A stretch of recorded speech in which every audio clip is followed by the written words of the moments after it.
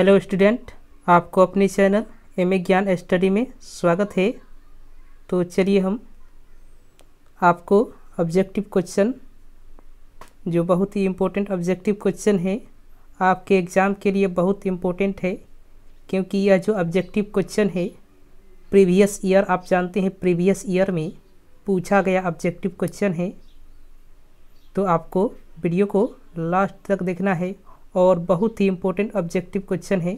तो चलिए दोस्तों, हम वीडियो को स्टार्ट करते हैं और सभी ऑब्जेक्टिव क्वेश्चन का आंसर बताने की कोशिश करते हैं। तो चलिए दोस्तों, पहला क्वेश्चन आप स्क्रीन पर देख सकते हैं। बोल रहा है, श्वसन के अध्ययन के लिए उपयोग किए जाने वाले बीज है। यानी जब श्वसन का अध्ययन किया जाता है और उस समय जो बीज उपयोग किया जाता है उसका नाम बताना है। यह 2021 में पूछा गया प्रश्न है। आप देख सकते हैं ऑप्शन। चलिए, इसका राइट आंसर हो जाएगा ऑप्शन नंबर बी, अंकुरित बीज। अंकुरित बीज का प्रयोग जो है श्वसन के अध्ययन के लिए किया जाता है। चलिए, आपको यह क्वेश्चन याद हो गया होगा, नहीं याद हुआ याद कर लीजिए। चलिए अगले क्वेश्चन की तरफ चलते हैं। अगला क्वेश्चन आप देख सकते हैं, बोल रहा है कि मानव वृक्क किस प्रणाली का एक हिस्सा है। जो मानव वृक्क है वह कहाँ पाया जाता है, मतलब जो मानव वृक्क के द्वारा कौन सी प्रक्रिया संपन्न होती है, इस बात को यहाँ पूछा गया है। तो यहाँ देख सकते हैं ऑप्शन है पोषण, श्वसन, उत्सर्जन, परिवहन। तो इसका राइट आंसर हो जाएगा ऑप्शन नंबर सी, उत्सर्जन जो होता है मानव वृक्क के द्वारा संपन्न किया जाता है। चलिए अगला क्वेश्चन आप देख सकते हैं, श्वसन के दौरान कौन सी गैस निकलती है। यानी श्वसन के दौरान बाहर निकलने वाली गैस का नाम बताना है। तो आप एक बात जानते हैं कि श्वसन जब हम करते हैं तो श्वसन के दौरान जो गैस अंदर जाती है उसका नाम है O2।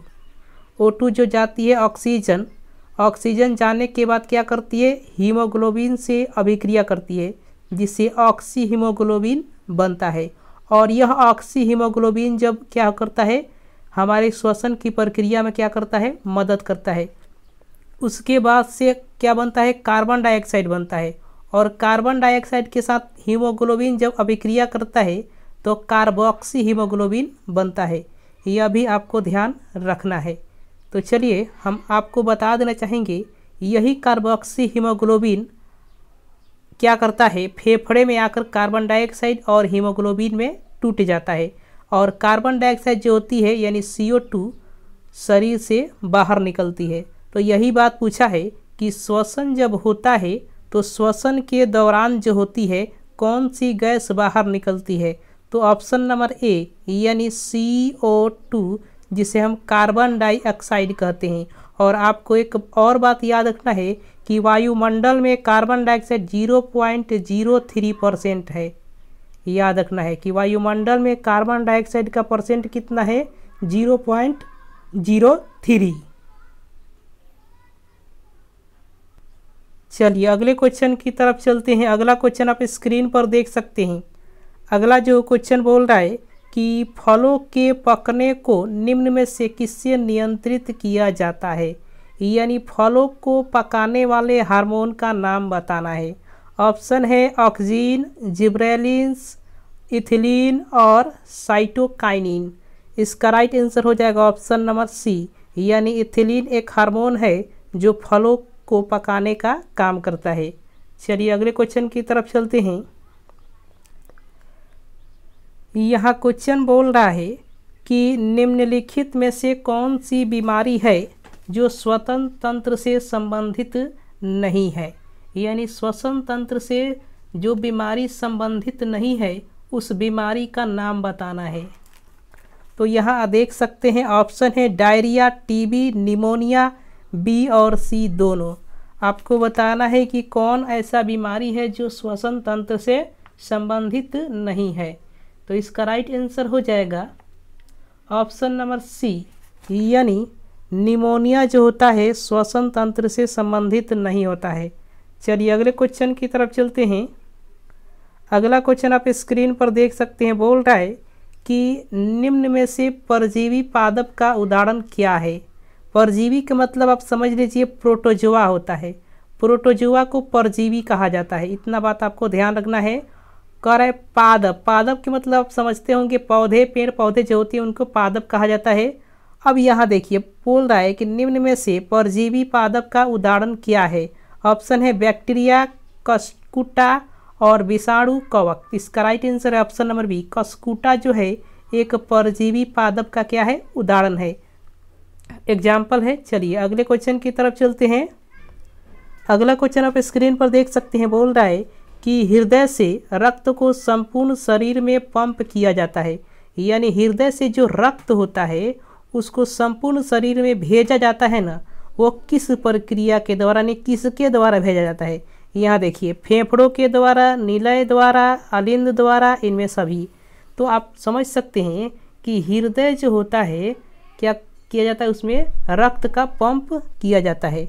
तो इसका राइट आंसर है इनमें सभी, ऑप्शन नंबर डी, यानी फेफड़ों के द्वारा भी होता है पंप, निलय के द्वारा भी होता है, अलिंद के द्वारा भी होता है। चलिए अगले क्वेश्चन की तरफ चलते हैं। तो अगला क्वेश्चन आप स्क्रीन पर देख सकते हैं। करे रक्त में ग्लूकोज की मात्रा निम्नलिखित में से कौन नियंत्रित नहीं करता है। मतलब क्या पूछा है, नहीं करता है, यानी नहीं नियंत्रित करने वाले पदार्थ का नाम पूछा है कि रक्त में जो ग्लूकोज होता है उसका नियंत्रण कौन नहीं करता है।